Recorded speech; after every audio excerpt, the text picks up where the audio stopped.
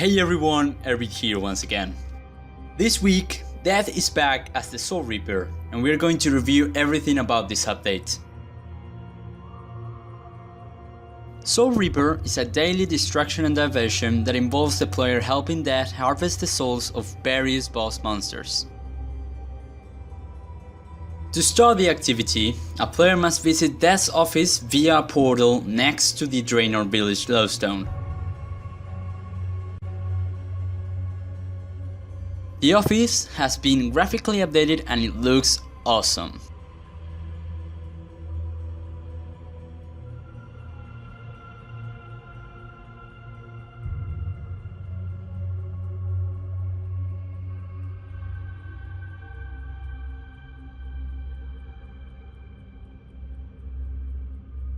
Once you reach Death's office, talk to him and he will explain the situation in detail. After that, he will hand you a green gem, much like the enchanted gem you get from a normal slave master. He will now assign you your first task. These range from the Giant Mole, Calvit Queen, and Barrows Brothers, all the way up to Rise of the Six, Araxi, and Virago.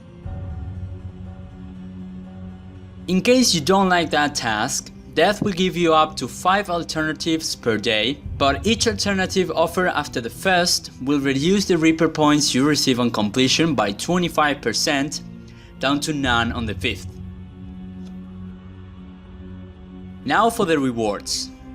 In addition to Slayer experience, you also are rewarded with Reaper points, which are used to purchase items and effects. You can also buy them with normal Slayer points.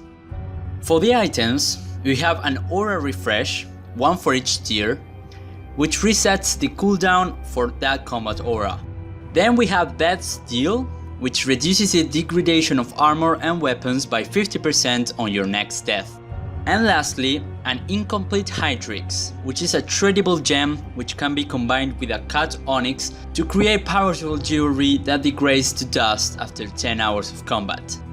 For the effects, we have Rainbow Loot Beams, which is basically an option to have Rainbow Loot Beams, Additional Task, which you can buy with Slayer points, Bonfire Booster, which increases the duration of bonfire health boosts by 25%, and lastly, Instance Cost, which reduces the cost of boss instancing by 25%. And finally, we have the unlocks. The first one is the Reaper title, in which you have to kill each boss at least once. Then we have the Vanquisher Cosmetic Armor, which requires you to kill 2,500 bosses with at least 50 kills on each boss to unlock the full armor. And lastly, the Final Boss title, in which you have to kill 5,000 bosses with at least 100 kills on each boss. That's gotta be it for this week update review. Hope you guys liked it and go and do some bossing.